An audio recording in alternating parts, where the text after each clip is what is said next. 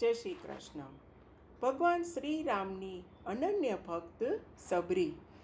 તો એ સબરી વિશે કોણ નથી જાણતું? આપણે બધા જાણીએ છીએ કે તે પ્રભુ શ્રી રામની નિષ્કામ ભક્ત હતી, નિષ્કિંચન હતી, ગરીબ હતી. અને આ સબરી પાસે શું હતું? કંઈ નહોતું. માત્ર 4 વસ્તુ હતી. અને એ કઈ કઈ હતી? સાવરણો, પાણી ભરેલા 2 માટલા, હેઠા બોર અને માળાજી. આપણને એવું લાગે કે આ એવી તો કઈ વસ્તુ છે કે આપણે એના જીવનમાંથી આ બધું શીખી શકીએ. તો ચાલો આજે આપણે એના વિશે સત્સંગ કરીશું. તો સૌપ્રથમ આપણે લઈશું સાવરણો. તો સાવરણો છે એ સ્વચ્છતાનું પ્રતીક છે. તો એ શું બતાવે છે કે સૌપ્રથમ તો ભક્તનું મન કેવું હોવું જોઈએ? તો ભક્તનું મન સ્વચ્છ હોવું જોઈએ.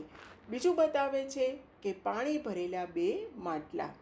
તો આ પાણી ભરેલા 2 માટલા છે એમને આપણી 2 આંખો સાથે સરખાવી છે. અને એવું સમજાવે છે કે આપણી 2 આ આંખો છે એ ઠાકોરજી અને જો ગુરુની યાદ આવે અને એ યાદથી આપણી અશ્રુ છલકાઈ જાય આપણી આંખોમાં, એના ઇંતજારમાં, એની પ્રતીક્ષામાં, અને ક્યારેક આપણે એની યાદ આવે અને આપણે એને જોઈ લઈએ, તો એ રીતના પણ જો આપણી આંખોમાં આંસુ છલકાઈ જાય તો એ છે પાણી ભરેલા 2 માટલા છે. ત્રીજું છે એ હેઠા બોર છે. તો હેઠા બોર છે એ ફળ છે. ભક્ત પાસે ઠાકોરજીને આપવા માટે કશું જ નહીં હોય, આપણી પાસે કશું જ નહીં હોય તો ચાલશે, પરંતુ જો સારા કર્મોનું ફળ હોય તો એ બસ છે. એ ત્રીજી શરત છે. અને છેલ્લું છે એ માળાજી છે.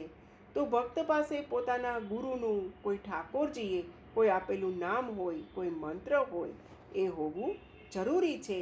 અને તેનું અહર્નિશ રટણ કરવું પણ જરૂરી છે. તો જીવનમાં મંત્ર અને મિત્ર એ બંને જરૂરી છે.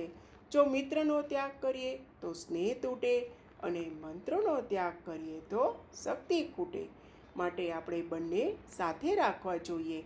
અને જે ભક્ત પાસે મનની સ્વચ્છતા હશે, ઠાકોરજી કે ગુરુની યાદમાં આપણી જો અશ્રુ છલકાવતી આંખો હશે, આપણા કરેલા જો સત્કર્મોનું ફળ હશે, અને અહર્નિશ પ્રભુ નામનું રટણ હશે, તો આપણા હૃદય કમળમાં, આપણા ઘરમાં, આપણી ઝૂંપડીમાં પ્રભુ સામે ચાલીને, એટલે કે આપણા ઠાકોરજી જરૂર પધારશે જ અને પધારશે જ.